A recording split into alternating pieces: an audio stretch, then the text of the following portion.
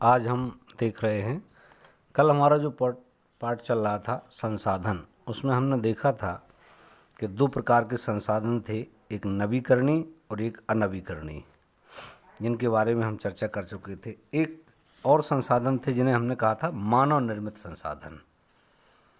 मानव निर्मित संसाधन जब प्रकृति में उपलब्ध किसी पदार्थ का मूल रूप मानव द्वारा अपनी उपयोगिता के आधार पर बदल दिया जाता है तो उसे मानव निर्मित संसाधन कहा जाता है। आइए जानें, लोहे खनिज उस समय तक संसाधन नहीं था जब तक कि लोगों ने उससे लोहा बनाना नहीं सीखा था।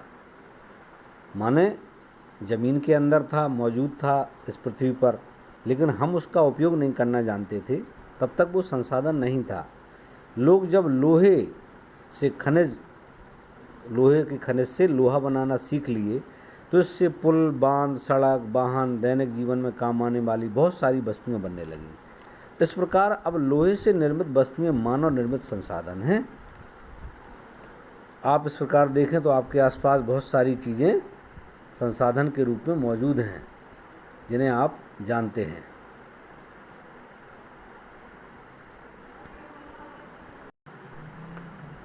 मानव संसाधन, मानव स्वयं भी एक विशिष्ट प्रकार का संसाधन है। ये हमने शुरुआत की थी इससे कि मानव भी अपने आप में एक संसाधन है। कैसे संसाधन है? आप देखें कि मनुष्य आज हमारे यहाँ देश की जो अर्थव्यवस्था, मनुष्य के करने से ही सब कुछ हो रहा है। मशीनें अपने आप नहीं चलती, चाहे वो रेलगाड़ी हो, हवाई जहाज़ हो, कंप्यूटर हो, सब किसके द्वारा चलाई जा रही? मनुष्य के द्वारा।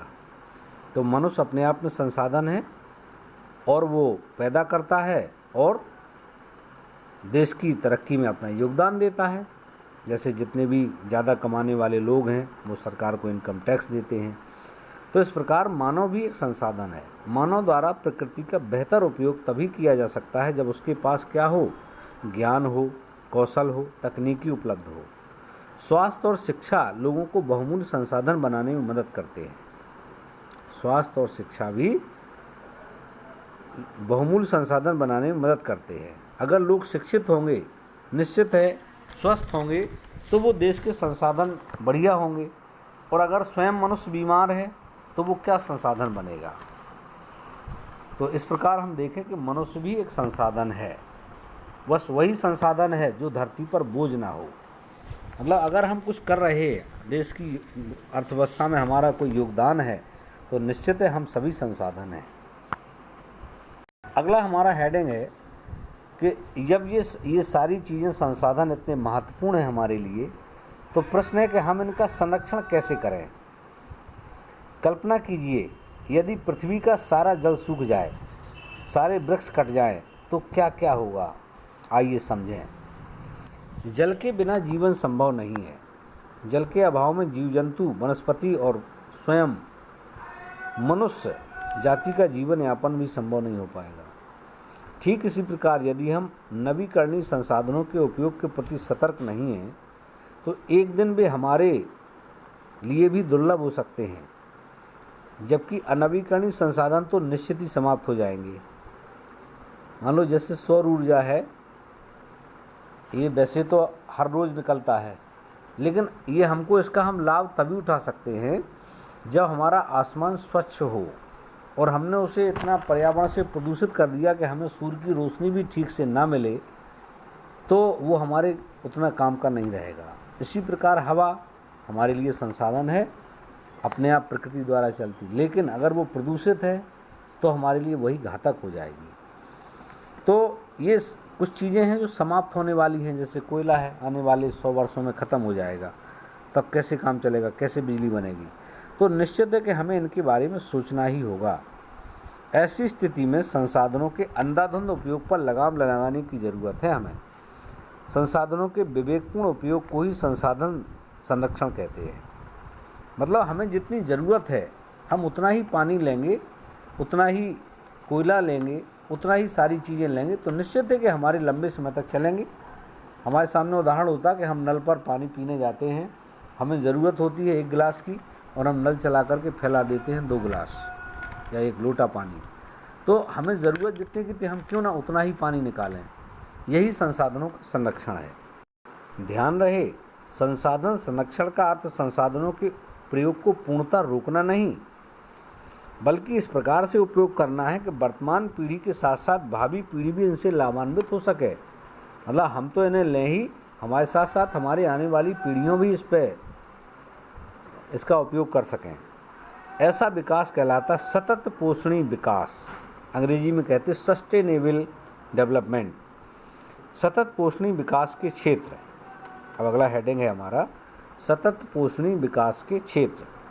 तो पृथ्वी की जीवन शक्ति और विविधता का संरक्षण करना, इन क्षेत्रों में मतलब हम पृथ्वी की जीवन शक्ति को, हम जो चीज़ें उसके ऊपर हैं, पानी है, वन हैं, वन्यजीव हैं, मनुष्य है, इन सब का हम संरक्षण करें। प्राकृतिक संसाधनों के ह्रास को न्यूनतम करना, जो प्राकृतिक संसाधन है हमारे, हम उनका कम से कम दुरुपयोग करें। दुरुपयोग तो करें ही नहीं, जितना हो हम उपयोग ही करें। पर्यावरण के प्रति व्यवहार, व्यक्तिगत व्यवहार और अभ्यास में परिवर्तन लाना। पर्यावरण के प्रति हमें सजग होना पड़ेगा। पर्यावरण हमारे जीवन के लिए कितना महत्वपूर्ण है, अगर हमने इसकी सुरक्षा नहीं की तो आने वाली पीढ़ियां हमारी इससे काफ़ी नुकसान उठाएंगी। आज भी हम देख रहे हैं कि हमारे यहाँ कम समय में लोग बीमार हो रहे। हम देखें हमारे जल्दी बाल सफ़ेद होने लगते हैं, उम्र ज़्यादा दिखने लगती है, बुढ़ापा आने लगता है। ये सब प्रकृति के प्रदूषण का परिणाम है। तो निश्चित है कि हमें इन चीज़ों से बचना होगा। अगर हम चाहते हैं कि हम लंबे समय तक स्वस्थ रहें तो हमें इन चीज़ों को बचाना ही होगा। समुदाय को अपने पर्यावरण की देखभाल करने योग्य बनाना। हम सब इस जिम्मेदारी को लें कि हमारे आसपास का जो पर्यावरण है हम उसे सुरक्षित रखें। हम एक दूसरे पर न टालें, हमें स्वयं ही उसकी रक्षा करनी होगी। हम ये मान के छोड़ देते कि हमारा क्या मतलब है, और यही हमारे लिए घातक होता है। आज आप देखेंगे शादी ब्याह में दुनिया भर की आवाज़ वाले जो बैंड बाजे बारूद इतनी ज़ोर आवाज़ से बजाते हैं कि बहुत सारे जो दिल के मरीज़ हैं उन्हें इससे परेशानी होती है। तो निश्चित है कि हम इनका, अब प्रश्न होता कि क्या हम इन्हें बंद कर दें। हमें बंद नहीं करना है, लेकिन हमें इनके प्रति सजग रहना है।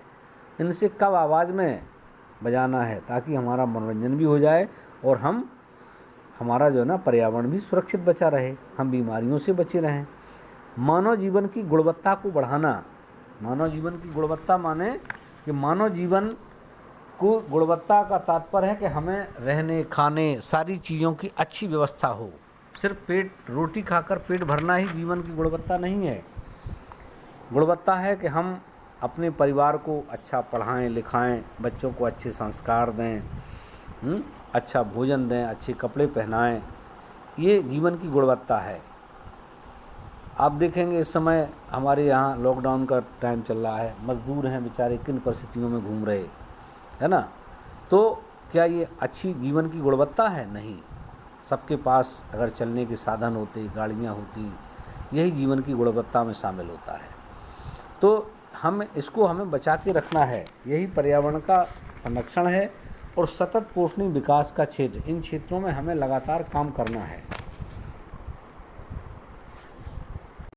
बस ये पार्ट पूरा हो गया है, बकाया जो आपको पढ़ना हो पढ़ लेना। हम इसके क्वेश्चन आंसर भेज रहे हैं, इन्हें आप ज़रूर नोट करें। इसके प्रश्नोत्तर ज़रूर भेजें कॉपी में, हम उत्तर इसके कल भेजेंगे। आज आप ये प्रश्नों को हल करके भेजें।